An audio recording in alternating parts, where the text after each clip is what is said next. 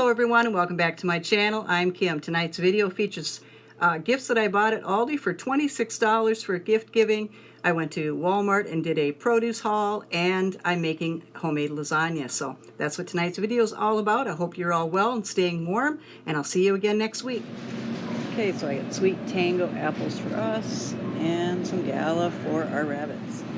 Got red cabbage for $1.28 a pound, green cabbage for 98 cents a pound, and bananas for 54 cents a pound. The zucchini are $1.48 a pound, and the gala apples were $3.46 a bag.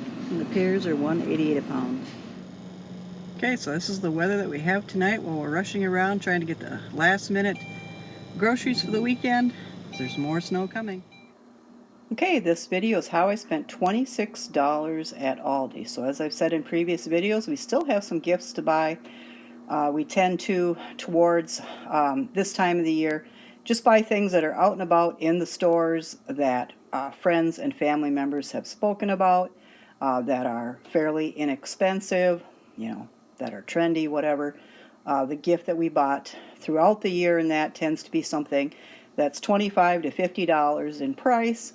And it's something that they put down on a list earlier this year, usually at our anniversary get-together in February. People have a kind of a general idea of something $25 to $50, and we all make a little list of things in that price range, and we give it to one another. And as far as my husband and I go, because we're basically almost the oldest couple in the group, we try to get something for everybody. So we have 3 or 4 ladies in our group of friends and family. They have their husbands or partners. There's 6 kids, and then there's 2 teens, and then I have 3 co-workers. So it's basically all of that we buy gifts throughout the year. And then as Christmas time approaches, again, we buy something that they have talked about or looked at in a flyer, or we've even talked about or brought to their attention, or is trending somewhere on the internet.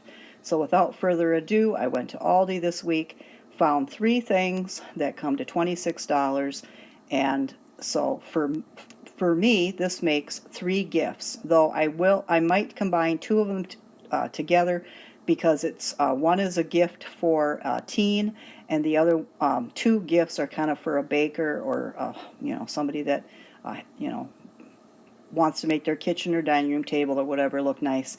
And none of the young folks have their own place yet or anything like that. So, but one of them has a room in the basement that has a private or separate entry. So they were talking about one of the items. So I bought for $6.99 the Holiday Mini Loaf silicone pan. And I thought of combining that with the placemats. So these are all at Aldi this week, which is what, the 20th? I think it is today, the 20th, the 21st, no, it's the 20th today. So all available at Aldi the week of the 20th. These are Aldi finds for this particular week. Silicone pans, loaf pans, $6.99. And these placemats, they also have like a middle runner for the middle of the table that's in white with brown gingerbread houses, and there's also napkins that are dark and light. These are dark on both sides, but the front side has the gingerbread houses.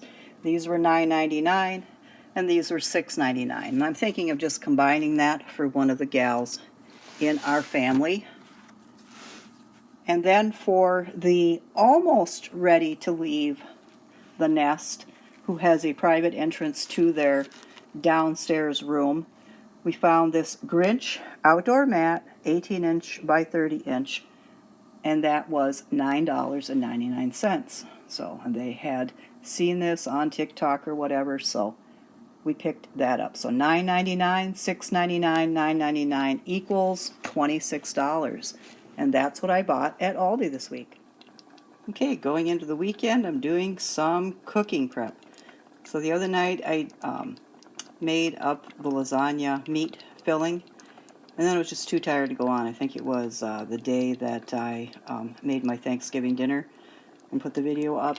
So it was a hectic day helping with some neighbor things, and then getting the turkey in late, and then having to have the video up on time kind of wore me out. So I, at the same time, made this lasagna meat sauce. And so it is ground beef, about, 1.25 pounds of ground beef. I've got some onion, garlic, parsley, salt, pepper, and tomato sauce in there. So I cooked it up, and then I cooled it down. I always let when I put it in a bowl after it's been on the stove, I let the steam that's rolling over the top stop, because you don't want that steaming like that once you put it in the refrigerator. But once that stops, and it doesn't take very long, I would say anywhere from 2 minutes to 3 or 4 minutes, then I have it in that bowl and I put it immediately in the refrigerator. And that's kept us safe for, well, I've been cooking since I was 12 and I'm 60 now, so quite a long time. Just make sure that when you put that bowl in the refrigerator, that's obviously going to contain hot or warm ingredients, most definitely hot if you just let the steam roll off the top, that you don't have milk touching the bowl or butter or cheese or yogurt or something like that. You want to make room for that bowl to sit in there and for the cool to be on all sides so that it cools down quickly. And once it cooled down, all the way down to cold, I took it out of the refrigerator and I put it in a freezer bag and I put it in the freezer.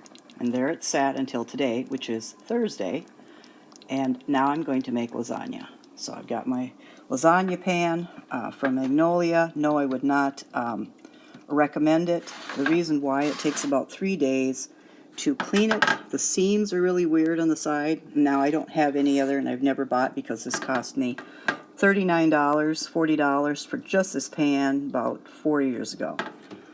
And I would never recommend it. But I've never bought another one in place of it because, something like this is expensive, and I like a nice sturdy container like this, or sturdy pan like this, to put my lasagna in. And it does cook it well. Cleaning is a nightmare.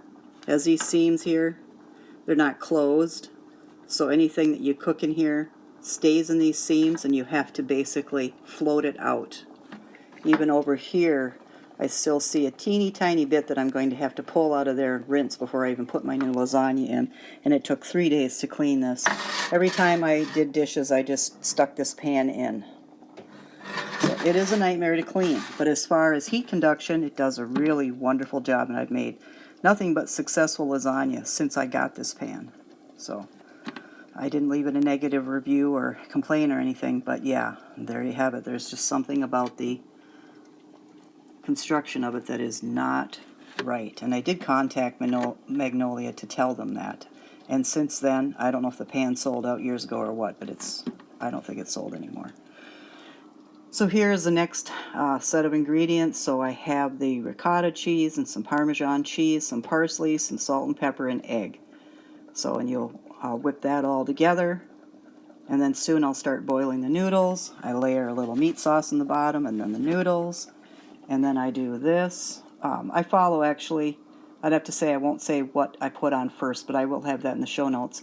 I learned that what you put on first really makes a difference, so I'll have that in the show notes. But anyways, this will eventually be added to a layer.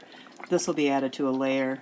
And then the very top, I leave the mozzarella cheese off for a little bit, and I let everything cook in the pan with foil over the top. And then usually towards the last 45 minutes, I'll add the mozzarella cheese so that it browns really well. And I'll insert a clip of one of my latest, most successful lasagnas. And then, of course, I went in the refrigerator because this is where I store my starter. My starter is named Emma. It's one of my favorite names. And there was just I just had it in a little jar. I tried to save it from when I decide that I don't have time to bake or anything like that. Then there's just a little bit of the starter left. I never really overfeed it because I don't want the excess of it to have to be thrown all the time. But what happens is, I can't think of the word right now, but when you have starter in a jar like this, you're going to have discard. So the discard is going to be a thin, watery layer of stuff that's no longer active and no longer alive. And so that I don't have a lot of discard and a lot of waste because I don't have time to do baking right now. I just keep saving a little bit of my Emma in here, and then I just have a little bit of discard. but I am going to have time here in the next 3 or 4 days to bake. So I took this little bit of live Emma that was still in this jar, transferred it to this big jar. I would say what was left in here was a cup. Transferred it to this big jar, and then I added 2 cups of water and 2 cups of flour. And there, Emma is back alive and well. The entire jar is alive. So just know that if this is something that you're starting on, and if you're interested in it, I can definitely, I'll definitely answer comments about it, because I'm excited about it. When I first started my starter, I used regular flour, or I bought starters from different companies. Fail. Absolute fail every time. Till I followed a certain blog and discovered that it was wheat flour she started her starter with. And then you work on it for 7 to 10 days, and then your starter comes alive. Once your starter comes alive, it's only a matter of using the discard or getting rid of the discard, and always keeping your starter alive and well. And if you can't use it, refrigerate it, bring it back out, feed it, and then use it. Or bring it out, feed it, put it back in the refrigerator, and then when you're ready to use it, bring it back out, remove the discard, feed it, then use it. So right now, I could use it. I could bake a loaf of bread up or make some sourdough biscuits or whatever, because there it is. And this only took, once I took it out of the refrigerator and fed her 2 cups of water, that is filtered water, and 2 cups of flour, regular flour now. Once you got her established, you can use your regular flour if you want. She came back alive within about 20 minutes. Now, if I wanted to, I can make a loaf of bread or whatever right now, but I'm not going to. I'm going to put her back in the refrigerator for 2 days. I'm going to take her back out, remove the discard, I'm going to feed her, and then I'm going to make a loaf of bread. So that's my little tutorial on what I've learned making sourdough starter and keeping the sourdough starter alive, which I've done for several months now. So my mix is moving along. My husband wants egg salad sandwiches tomorrow, so we're boiling up some eggs for that, and that's what I'm doing on a Thursday night. And this is our lasagna for tonight.